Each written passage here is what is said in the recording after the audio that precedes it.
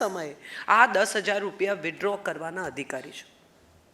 પણ જો તમે એમ કહો કે મેં જે નોટ જમા કરી એ જ કરન્સી નોટ એ જ નંબર સાથે પાછી આપો, એ તો ગઈ સિસ્ટમમાં ફરવા. તમારું કર્મ ગયું કોસ્મોસમાં ફરવા. વિડ્રો કરો, અચૂક કરો, પણ તમે જે નંબર માંગશો એ નહીં મળે. મેં રમેશભાઈને ઊભા કર્યા હતા માટે હવે આજે હું પડી તો રમેશભાઈ આવે. પડ્યા રહો, કેવડાવ્યું છે રમેશભાઈને, આવશે ઊભા કરવા. તમે 10,000 રૂપિયાની લોન લીધી, તમારા વારસને ગોતશે કે ભાઈ બાપાએ લોન લીધી છે ચૂકવો. કંઈ લીધું તો આપવું પડશે, કંઈ આપ્યું તો લેવું પડશે. અને આ નક્કી જ છે. આ સુખ હોય, દુઃખ હોય, સમય હોય, સંબંધ હોય, સ્નેહ હોય, શબ્દ હોય, શબ્દ પણ પાછા લેવા પડે છે. કૃષ્ણએ પોતે પોતાના શબ્દ પાછા દીધા. ન્યાસ્તિ શસ્ત્ર અયુધ્યમાન. એણે કહ્યું હું યુદ્ધ નહીં કરું, શસ્ત્ર નહીં ઉઠાવું. સારથી થયો. બધા એમ કે અમે તો ભગવાનને સોંપ્યું છે ને એને સારથી કર્યો છે. પણ સારથી કર્યા પછી પાછળ બેસીને કે આગે સે રાઈટ લેના, એમ થોડી હોય. એ લઈ જાય ત્યાં જવાનું તો સારથી. સ અર્થ છે તે સારથી છે. જેની પાસે અર્થ છે એ સારથી છે. અર્થ સભર છે તે સારથી છે. ગોવિંદ છે, ઇન્દ્રિયોને ચારે છે. ગોપાલ છે, ઇન્દ્રિયોનું પાલન કરે છે.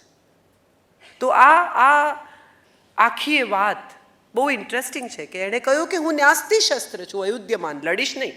કથા બધાને ખબર છે. અર્જુન ને દુર્યોધન જોડે મળવા જાય છે. એ કંઈ મારે ફરી તમને કહેવાની જરૂર નથી. હવે ભીષ્મ ખૂબ ઘોર યુદ્ધ કરે છે. અર્જુનથી દાદાની સામે લડી શકાતું નથી. એક વાર સમજાવે છે, 2 વાર સમજાવે છે કે આમને આમ ચાલ્યું તો આ તો કચ્ચર ગાણ કાઢશે, ચાલ તારું કર્મ કર, લડ.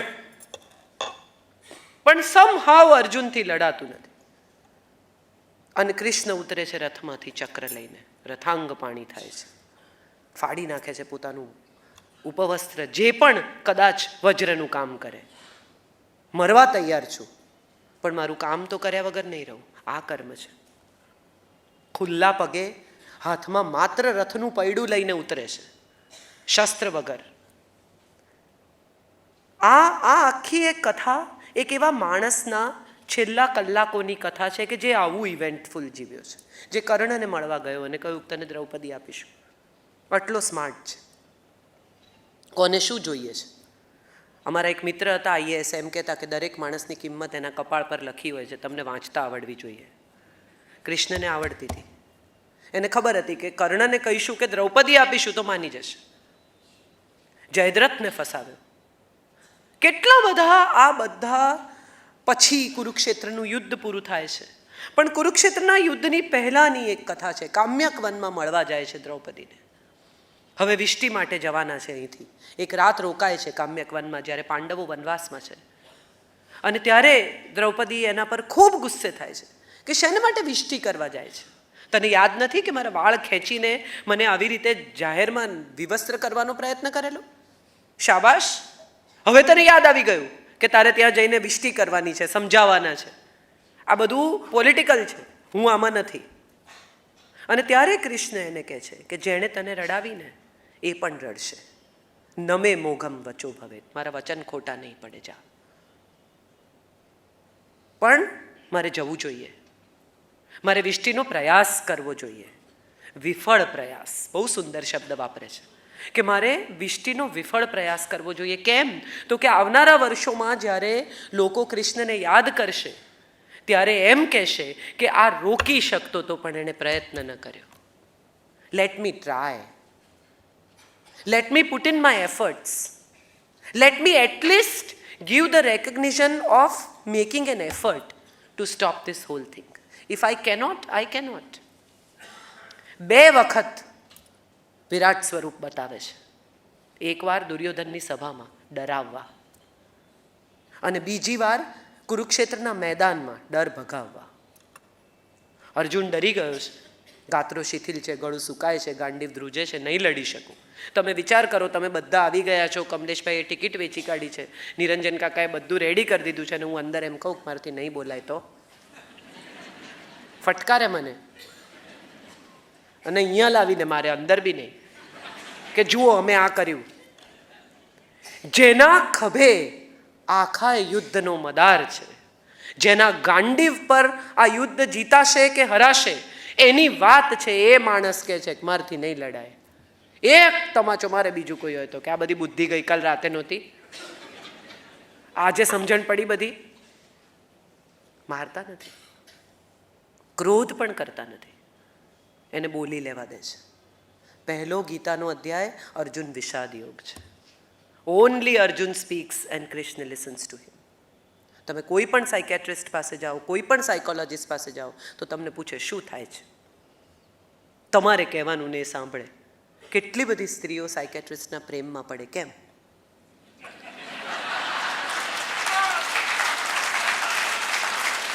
શાંતિથી સાંભળે, ભલે પૈસા લઈને સાંભળે યાર, પણ સાંભળે છે ને. કેટલી ધીરજથી સાંભળે તમને. 1 કલાક કોઈ પણ પ્રકારના ઇન્ટરપ્શન વગર જે માણસ સ્ત્રીને બોલવા દે, એની આંખમાં આંખ પરોવીને એને સાંભળે, એના પ્રેમમાં ન પડે તો થાય શું? તો પહેલો આખો અર્જુન વિષાદ યોગ છે. અર્જુન બોલે છે, કૃષ્ણ સાંભળે છે. અને સાહેબ એક બીજી મજાની વાત એ છે કે ગીતા છે ને રિપોર્ટિંગ છે, ફર્સ્ટ પર્સન સિંગ્યુલર નથી, સ્થળનું રિપોર્ટિંગ છે. એક ક્લેરવોયન્સ એક આંધળાને ગીતા સંભળાવે છે. એક એવો માણસ કે જેને દિવાલો ભેદીને દેખાય છે, એ એક આંધળાને ગીતા કહી સંભળાવે છે. શ્રી કૃષ્ણ ઉવાચ અર્જુન ઉવાચ પાર્થ ઉવાચ. આ રિપોર્ટિંગ છે, બનતી ઘટના વિશેની કથા અહીં કહેવામાં આવે છે.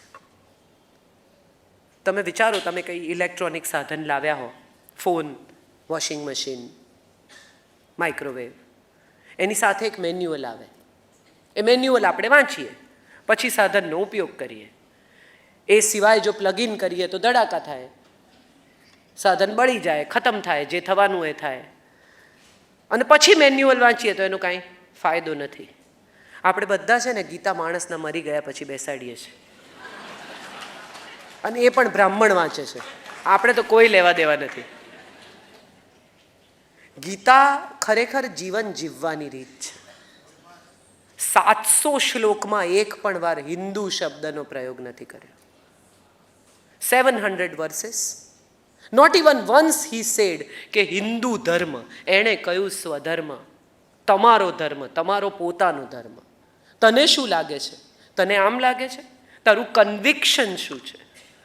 Stick by your conviction, follow your heart, believe in you. ક્યાંય એમ કહેતા નથી કે ના ના ના, અર્જુન તું ખોટો છે, હું તને કહું એમ કર. કહે છે સર્વધર્મ પરિત્યાજ્ય મામેકમ શરણમ વ્રજ. છોડ બધું ને મારા શરણે આવ. પણ પુરુષોમાં હું અર્જુન છું.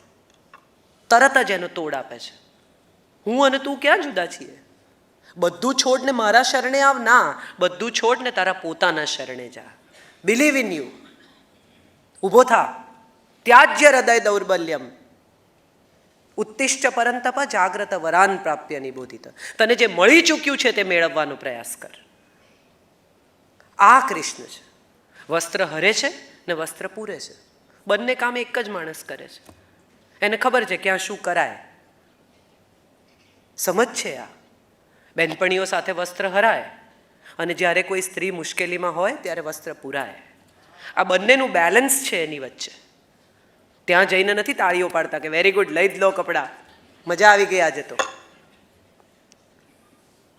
માટે કદાચ આ માણસ બહુ ઇન્ટરેસ્ટિંગ છે. એના ડાયમેન્શન્સ ખૂબ છે, અને દરેક ડાયમેન્શનમાં તમે જેમ ઊંડા ઉતરતા જાઓ એમ બીજા ડાયમેન્શન મળતા જાય છે. વધુ ને વધુ સમજવો, વધુ ને વધુ જાણવો, વધુ ને વધુ ઓળખવો, અને વધુ ને વધુ મજા કરવી. અને ત્યારે મને એમ થાય કે નરસિંહ કેટલું અદ્ભુત લખે છે. જલકમલ છાંડી જાને બાળા. શરૂઆત બાળાથી થાય છે. બચ્ચું આવ્યું છે, એક બોલ લેવા, કાચ તૂટ્યો છે ને એક બચ્ચું બોલ માંગવા આવ્યું છે. સ્વામી અમારો જાગશે, જાગશે તને મારશે. જાગી જશે ને અંકલ તો ફટકારશે, ફરી બોલ નહીં નાખતો આવી રીતે. બેઉ બળિયા બાથે વળ્યા, કૃષ્ણે કાળી નાગના થયો. અને એના પછીની પંક્તિમાં બેઉ કર જોડી વિનવે સ્વામી, મૂકો અમારા કંથને. હમણાં જે બાળક હતો એ સ્વામી થઈ ગયો, અને જે સ્વામી હતો એ કંથ થઈ ગયો. આ સમજ છે નરસિંહની. અને કેટલી સુપર પાવર શિફ્ટિંગની રમત થાય છે કે જે હજી હમણાં બચ્ચું લાગતું હતું એ તો સ્વામી છે, ભૂલ થઈ ગઈ યાર, તને ઓળખ્યો નહીં, ન ઓળખ્યા ભગવંતને. આ કૃષ્ણનું જીવન કેવું જીવાયું, એણે શું કર્યું, એ જીવનમાં ક્યાં ખોટો ક્યાં સાચો, એણે શું જોયું, એણે શું નથી જોયું, એણે શું પોતાની જાત સાથે સમાધાન કર્યું, એની આ કથા છે. રાધા આવે છે ઇલ્યુઝનમાં, એને જે છેલ્લી જોઈ છે એવી 20 વર્ષની ચંચળ તોફાની છોકરી. પણ એક પાત્ર મેં નાખ્યું છે રાધાની પુત્રવધૂનું. એનું નામ શુભ્રા છે, પણ એને રાધા શ્યામા કહીને બોલાવે છે, કારણ કે હૃદયની ખૂબ નજીક છે. બીજા કોને કે એક સ્ત્રી બીજી સ્ત્રીની વાત સમજી શકે, અને ક્યારે સમજી શકે છે એનો એક પ્રસંગ મેં આમાં નાખ્યો છે કે એક દિવસ દીકરો વહુને મારે છે રાત્રે, અને બીજું તો કંઈ થઈ શકતું નથી. પેલી રડીને માર ખાઈને થાંભલાને અઢેલીને બેઠી છે, ત્યારે રાધા જઈને બાજુમાં બેસે છે. અને ત્યારે પુત્રવધુ પૂછે છે કે જિંદગીમાં ગમે તેટલો તડકો પડે, પણ હૃદયનો એક ભીનો રહી ગયેલો ખૂણો સુકાય જ નહીં તો કોઈ શું કરે? હું મારા તરફથી તમામ ડ્યુટીઝ કરું છું, હું મારા તરફથી જે થઈ શકે તે કરું છું, એને ખુશ રાખવાનો પ્રયત્ન કરું છું, એના સંતાનોની માં છું, તમારા ઘરની પુત્રવધુ છું, કુળવધુ છું, ગૃહલક્ષ્મી છું. મેં ક્યાંય મારી જવાબદારીમાં, મારા ઉત્તરદાયિત્વમાં, મારી ડ્યુટીઝમાં ચોરી નથી કરી. પણ જે મારા મનમાં વસે છે એ વસે છે, હું શું કરું, કેમ કાઢું એને? અને ત્યારે પહેલી વાર રાધાને સમજાય છે કે સ્ત્રીઓ જુદી નથી હોતી. પેઢીઓ બદલાય, જગ્યાઓ બદલાય, સમય બદલાય, ભાષા બદલાય, દેશ બદલાય, ઇમોશન એના એ રહે છે. ત્યારે દિલ તૂટતા હતા તો લોકો મુકેશના ગીતો સાંભળતા હતા, આજે રાહત ફતેહ અલી ખાન સાંભળે છે, પણ વાત તો એની જ છે ને. એક સમય હતો કે ત્યારે મુકેશના ગીતો આમ દિવસો જુદાઈના જાય છે ગાય, પુરુષોત્તમભાઈ તો આમ આંખમાંથી આંસુ ઝરે, પત્ની તો બાજુમાં જ બેઠી હોય, તો પછી કોની જુદાઈ? આ કઈ વાતે રડે છે?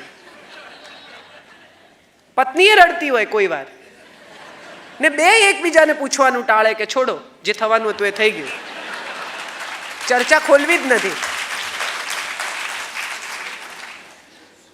વાત કરીએ તો કઈ પ્રશ્ન થાય ને, વાત જ નથી કરવી.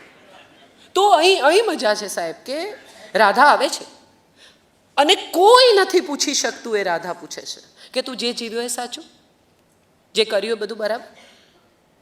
તને નથી લાગતું કે ક્યાંક કશું ખોટું થયું છે? તને નથી લાગતું કે થોડું છળ કર્યું, થોડો ગુનો કર્યો, થોડી ભૂલો કરી, થોડી દાદાગીરી કરી? Look back and tell me, all that you have done is good, correct and upright. અને ત્યારે કૃષ્ણ એને કહે છે કે મેં તો કોઈ હિસાબ કર્યો જ નથી. મને જે સમયે, જે ક્ષણે, જ્યાં સત્ય લાગ્યું ત્યાં મેં એમ કર્યું. મેં મારી જાતને માટે કંઈ નથી કર્યું, એટલું વચન આપી શકું. હૃદય પર હાથ મૂકીને કહી શકું કે કશું મારે માટે નથી કર્યું, જગતના કલ્યાણ અર્થે કર્યું છે. આમાં કોઈકને સાધન બનાવીને વાપરી નાખ્યા હોય, આમાં કંઈ ભૂલ કરી હોય, આમાં થોડું અસત્યનું આચરણ કર્યું હોય, આમાં કંઈક કશું મેં ખોટું કર્યું હોય, તો પણ મારો ઉદ્દેશ બહુ ક્લિયર હતો. અને ફરી એકવાર આપણે અહીંયા મોહન પાસે આવીએ છીએ. એણે કહ્યું સાધન શુદ્ધિ. ગાંધીએ કહ્યું કે ધ્યેય તો બરાબર છે, પણ સાધન શુદ્ધિ હોવી જોઈએ. તમે જે રસ્તે ધ્યેયને અપ્રોચ કરો એ પણ એવો હોવો જોઈએ. આણે કહ્યું રસ્તો બસ્તો કંઈ નહીં, ધ્યેય ઇમ્પોર્ટન્ટ. તમને જે જોઈએ છે તે મળ્યું, તો એનો રસ્તો કદાચ થોડો વાંકો ચૂકો હોય તો કંઈ એમાં વાંધો નહીં, કરાય આવું. કેમ? કારણ કે પ્રેક્ટિકલ ભગવાન છે. તમે વિચારો, બાકીના બધા ભગવાન, માતાજીનું કરવઠું નડે ને, શિવરાત્રિ એકવાર કરો તો કરવી જ પડે ને, ગણપતિ એકવાર ઘરમાં લાવો તો લાવવા જ પડે ને, લાલો છે ને તમે સવારે 5 વાગે કર્ણાવતી પકડવી હોય એને ઉઠાડીને ટન ટન કરી દો ને તો બિચારો તોય જાગી જાય.